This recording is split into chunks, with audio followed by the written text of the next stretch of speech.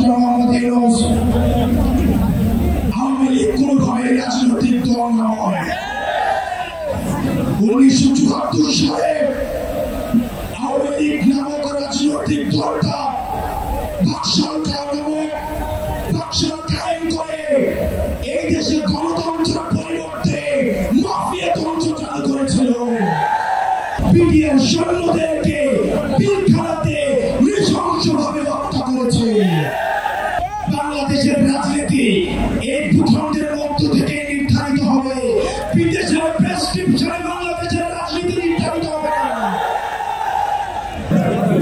আজকে এই আমাদের একটা সমাবেশ করলাম, আমরা সবাই একসাথে জড়ো হয়েছি। এটা আমাদের জন্য আনন্দের কিছুই না, বরং এটা আমাদের জন্য লজ্জা। একটা গণহত্যার 8 মাস পরে আমাদেরকে সবাই একসাথে হয়ে আমাদেরকে অন্তর্বর্তীকালীন সরকারকে বুঝাইতে হচ্ছে কেন এই আওয়ামী লীগ নামের রাজনৈতিক দলটাকে নিষিদ্ধ করতে হবে। আওয়ামী লীগকে কোন কারণে রাজনৈতিক দল বলা হয় আমরা ইতিমধ্যে শুনতে পেরেছি। প্রধান উপদেষ্টা নাকি রাজনৈতিক দলগুলোর সাথে বসার চেষ্টা করছেন, তাদের সাথে আলোচনা করে তাদের সাথে ঐক্যমত্যে পৌঁছিয়ে তারপর নাকি সিদ্ধান্ত নিবে। আমরা স্পষ্ট করে বলতে চাই, ডক্টর মোহাম্মদ ইউনূস আপনাকে আলোচনা করতে হবে মুক্তির মায়ের সাথে, আপনাকে আলোচনা করতে হবে সিমটার মায়ের সাথে, আপনাকে আলোচনা করতে হবে ওয়াসিমের মায়ের সাথে, আপনাকে আলোচনা করতে হবে আউসাইদের মায়ের সাথে, আপনাকে আলোচনা করতে হবে যাদের রাজনৈতিক কারণে উঠে নিয়ে গিয়েছে ইলিয়াসের স্ত্রীর সাথে। ডক্টর মোহাম্মদ ইউনূস আওয়ামী লীগ কোনোভাবে রাজনৈতিক দল নয়। 1974 সালে আওয়ামী লীগ নামক রাজনৈতিক দলটা বাকশাল কায়েম করে এই দেশে গণতন্ত্রের পরিবর্তে মাফিয়াতন্ত্র চালু করেছিল। সারা দেশে সন্ত্রাস কায়েম করে জাসদের 30,000 নেতাকর্মীকে হত্যা করা হয়েছিল। আপনারা জানেন 74 সালে আওয়ামী লীগ নেতাকর্মীদের লুটপাটের কারণে 15 লক্ষ মানুষ না খেতে পেয়ে মারা গিয়েছিল।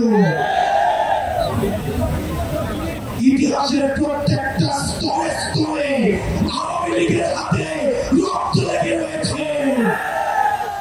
আওয়ামী লীগ যে শুধুমাত্র ক্ষমতায় থাকাকালীন রক্ত ঝরিয়েছে বিষয়টা এমন নয়। আপনারা দেখেছেন 2006 সালে লক্ষ্মীগঞ্জে দিয়ে লাঠি দিয়ে পিটিয়ে মানুষকে হত্যা করেছে।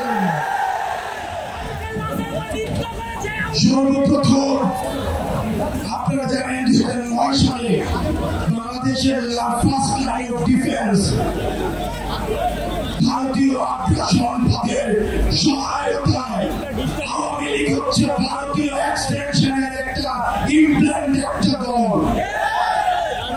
ভারতীয়দের সহায়তায় আমাদের দেশপ্রেমিক বিডিআর সৈন্যদেরকে পিলখানাতে নৃশংসভাবে হত্যা করেছে। আওয়ামী লীগের অপরাধের ফিরিস্তি যদি দিতে যাই, ইতিমধ্যে আওয়ামী লীগের অপরাধের ফিরিস্তি অনেক দেওয়া হয়েছে।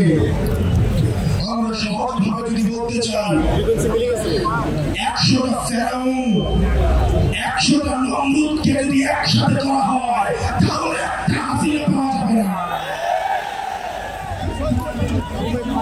আমরা স্পষ্ট ভাষায় বলতে চাই, এদেশের রাজনীতিবিদ যারা রয়েছেন, ফেসিবাদ বিরোধী রাজনীতিবিদ যারা রয়েছেন, আপনাদের প্রতি আমাদের সম্মান রয়েছে, শ্রদ্ধা রয়েছে। আপনাদের প্রতি আপনাদের দীর্ঘ 1.5 দশকের লড়াই সংগ্রামকে আমরা শ্রদ্ধা জানাই।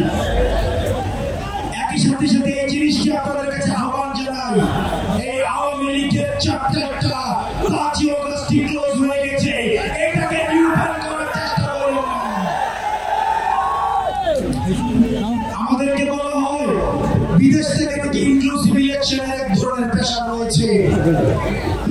2014 সালে যখন বিএনপি নির্বাচনে আসে নাই তখন ইনক্লুসিভ ইলেকশন কোথায় ছিল?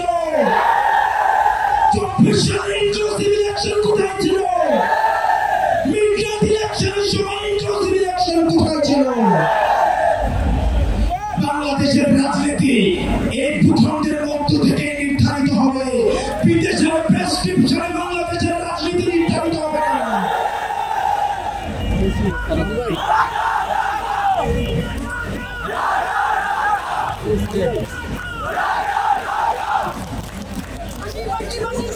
আমরা এই দেশের রাজনীতি আমরা দেখেছি, এই দেশটাতে ভাড়ায় খাটা হাসিনা মূলত হচ্ছে মোদীর বেতনভুক্ত কর্মচারী হিসেবে।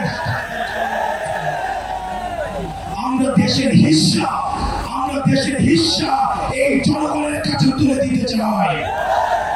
সুতরাং এই বারবার আওয়ামী লীগের প্রশ্নটাকে যারা টেনে নিয়ে আসে, 5ই আগস্ট যে বিষয়টি সিদ্ধান্ত হয়ে গিয়েছে এই বিষয়টিকে বারবার টেনে নিয়ে আসা যারা আমাদের অস্থিতিশীল করার চেষ্টা করে, আমরা অন্তর্বর্তীকালীন সরকারকে বলতে চাই, এই প্রজন্মের যে কনফ্লিক্ট আমরা চাই এটা এখনই শেষ হয়ে যাক, এটা আজকে শেষ হয়ে যাক। এই আওয়ামী লীগ নামক ভাইরাস নিয়ে এই বাংলাদেশ আমরা একদিনও থাকতে চাই না।